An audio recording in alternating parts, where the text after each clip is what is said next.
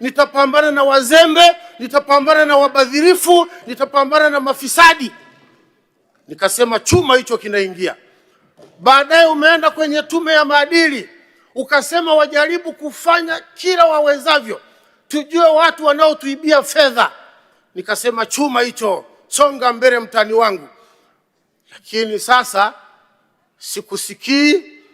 Humu ndani kwenye hotuba hujipambanui kupambana na haya majamaa.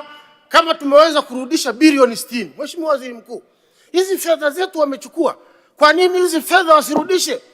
Mwibara hatuna maji, Mwibara barabara mbovu, wavuvi hawana vizimba, hatuna vituo vya afya vya kutosha.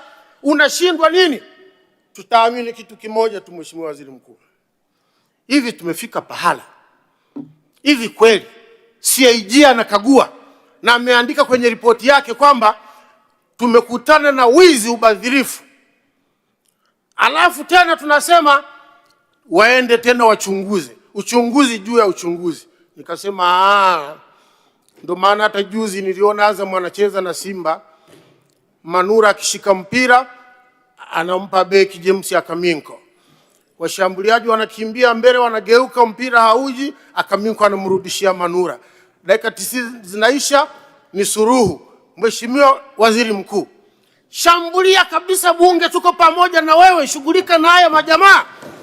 Inakuwaje mafisadi wanateka nchi hii, wanaiweka mfukoni, wakati wewe una mamlaka? Watanzania fedha zinaibiwa, bado mnataka kuchunguza. Mnachunguza kitu gani?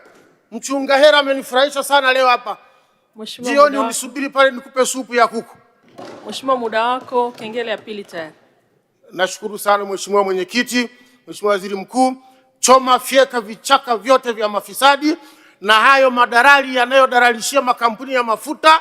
Choma kabisa, hayo ndio yanatuharibia shida na mafuta yanakuwa na shida hapa. Asante sana Mheshimiwa Mwenyekiti.